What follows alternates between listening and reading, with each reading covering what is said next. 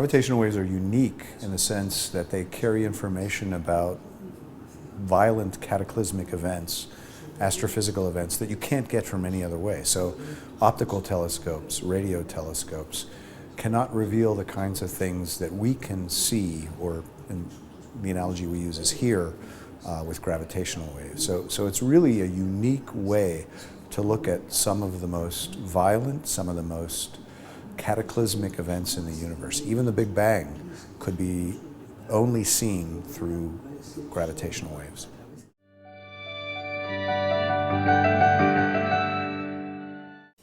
I think it is a revolution. The question is how revolutionary, and I think the next 10 to 20 years will tell us how revolutionary it is.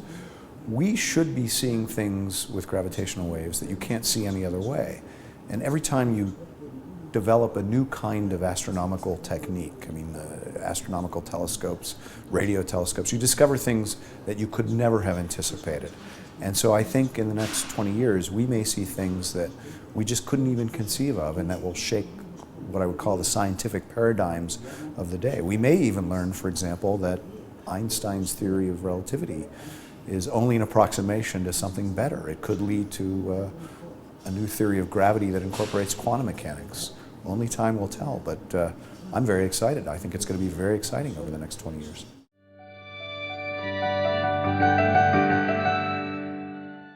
I would love to see two things happen. I would love to see the first hints that general relativity is wrong, and we can get that information. We measure waves, these gravitational waves, directly with our interferometers. They're direct measurements of ripples in space-time. And if general relativity is wrong, the way those waves propagate will encode themselves on our interferometers. So we'll be able to see that perhaps Einstein didn't get it quite right. I think that's very exciting. There may be clues to other sorts of things. For example, the nature of dark matter. People have even postulated after our discoveries that these black holes that we saw were primordial black holes and may make up a fraction of dark matter. I don't believe that yet because we have to have enough data, but we may be able to tell that in the future that we're actually seeing dark matter. So that could be very exciting too.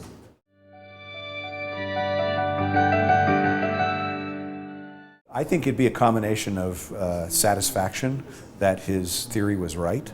All right. Of course, Einstein had a lot of confidence in himself, so he may not be totally surprised by this.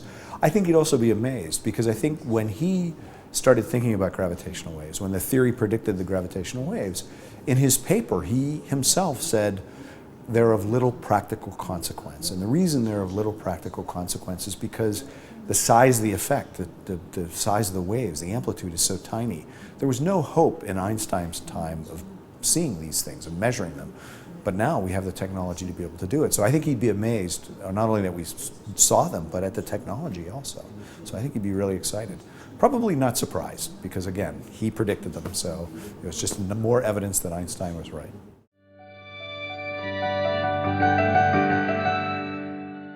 Yeah, I don't believe that we'll be able to use gravitational waves to get to time travel, but perhaps I'm wrong. I mean, my imagination can only go so far.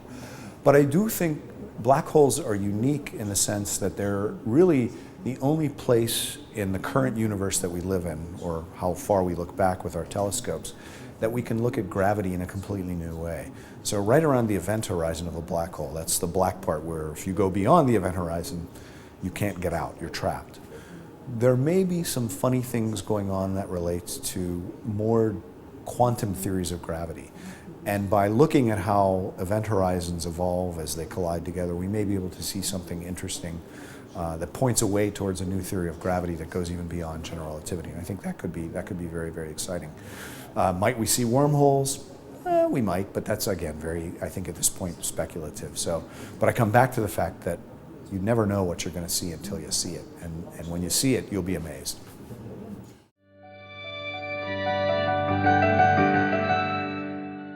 Spain, there's a group at the University of Balearic Islands that has played a key role in some of the searches that we do for gravitational waves. Now they're looking for a different kind of gravitational wave source. It's not black holes like we discovered last year. They're looking for gravitational waves from neutron stars that are spinning around. And these might produce gravitational waves if there's some mountain or something on the neutron star, but they're very, very tiny. And so what Professor Alyssa Sintes has done is she's developed some very powerful techniques for looking at the data that comes off our detectors to be able to search for these gravitational waves. Now, I think we're still a long way off from seeing them, but it's possible in the next few years that we might be able to see them. And I think that would be very exciting. And if that happens, and when it happens, I think Professor Sintes will be able to take a lot of credit for developing the techniques that we use to find those gravitational waves.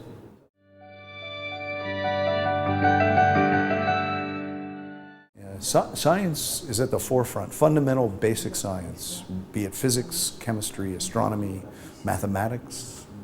It's at the forefront of everything we do technologically. So if you think back 100 years ago, right, we didn't know quantum mechanics existed then. It came along, and when the theory of quantum mechanics came along, it was a theory that was supposed to just think about how atoms behave, how subatomic particles behave, all right? Without quantum mechanics, we wouldn't have computers, we wouldn't have iPhones, we wouldn't have televisions, we wouldn't have a lot of different things. So fundamental research, and even LIGO has produced some technological things that are quite interesting. Fundamental research is at the beginning of every kind of technology that we have. So I think it's very important. You know, in a time of budget austerity, it's easy to say, let's cut back on the fundamental research.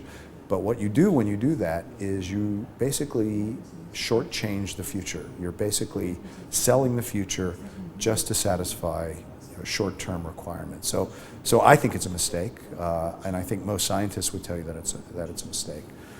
The other thing I'll say is that's very important. One of the best benefits of the kinds of research we do is the people that get trained. So if you think about the people that have worked on LIGO, including some of Professor Sintes' students. These are students that are trained to do very fundamental things in physics, but they're trained to think in a certain way, and they can take that knowledge and go, and instead of working on some physics project, they can work on some engineering project or some computer project. So a lot of the knowledge that we give our students by helping them search for gravitational waves, they carry and go into industry, and I think that's quite exciting. So I think there's a lot of benefit that maybe the public doesn't understand that comes from funding fundamental research, but that's critically important for future economic development.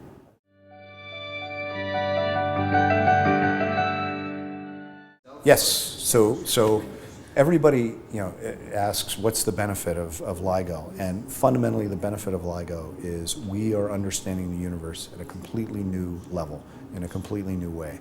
And that in itself is very exciting, and you can't discount how important it is to push the boundaries of human knowledge. Once we stop pushing the boundaries of human knowledge, we give up some fundamental part of our reason for being, and I think that would be very sad.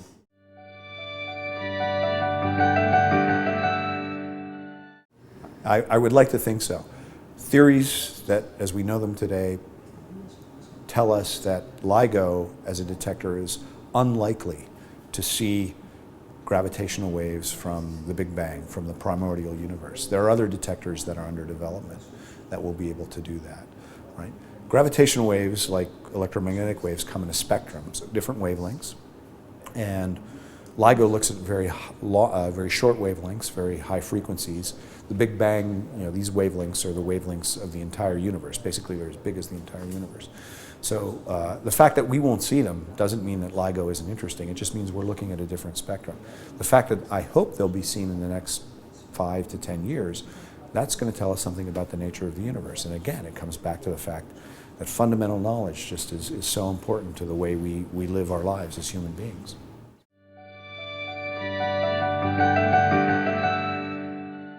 I think you actually said it well yourself. I've thought about this a lot because I was amazed at the reaction, the general public reaction to our discovery.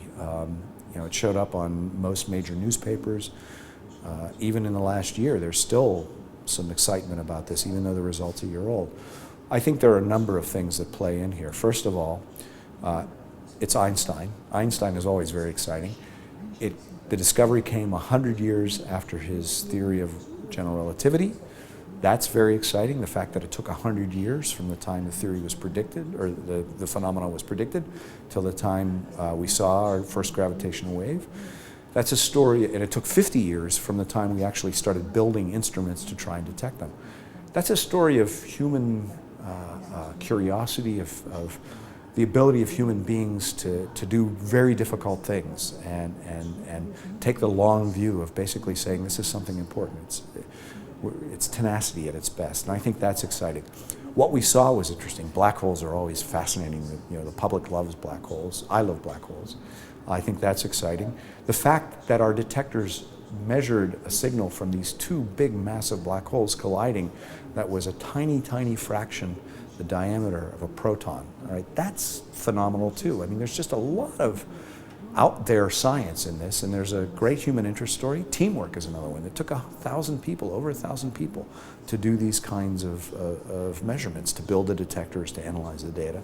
So there's a collaborative spirit that exists here. So you put all that together, all that in the mix, and you've got a great story, a great scientific story, a great human interest story. It's all there.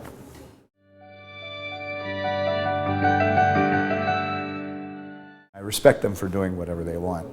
The Nobel Committee, the prize is set up in such a way that, of course, it awards no more than 3 people the prize. And for LIGO, that's a difficult thing to do because so many people have made such a deep contribution to this that it would be hard for me to point out 3 people.